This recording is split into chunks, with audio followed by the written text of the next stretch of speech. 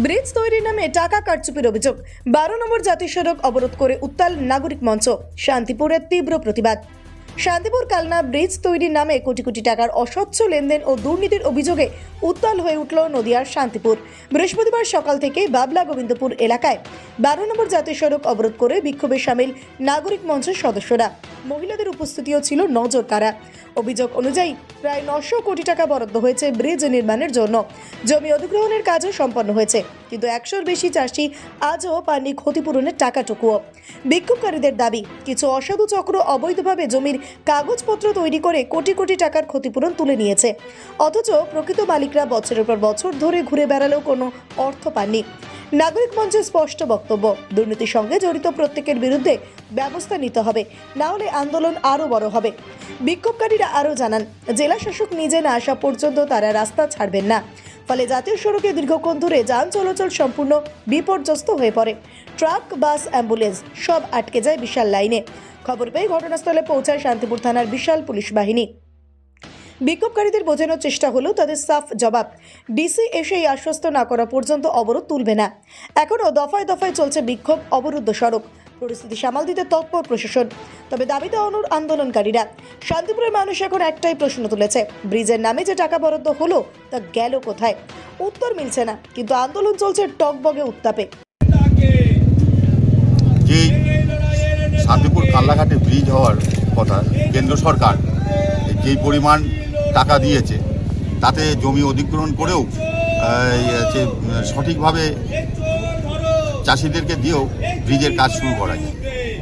এক নম্বর কথা হচ্ছে, ব্রিজের কাজ এত দেরি হচ্ছে কেন? 2 নম্বর কথা হচ্ছে, যে সমস্ত চাষিদের কাছ থেকে যে জমি অধিগ্রহণ করা হয়েছে তারা সঠিক টাকা পায়নি। এখনও অবধি 100 চাষি তারা জমির কোনো টাকাই পায়নি। কেউ পেয়েছে 60,000 টাকা, রাতারাতি জমির জলজায়গা জমির শ্রেণী বদল করে 5 লক্ষ টাকারও বেশি। মূলত দুর্নীতির অভিযোগ তুলছে। মূলত দুর্নীতির অভিযোগ। সে সময় যারা প্রশাসনে ছিল তারাই দুর্নীতি করেছে। এবং এটা ভাবতে হবে যে চাষিদের যে কান্না, এটা হচ্ছে রাজ্য সরকারের সামনে আমরা তুলে ধরতে যাই। এখনও চাষিরা তারা টাকাটা এখনও পায়নি।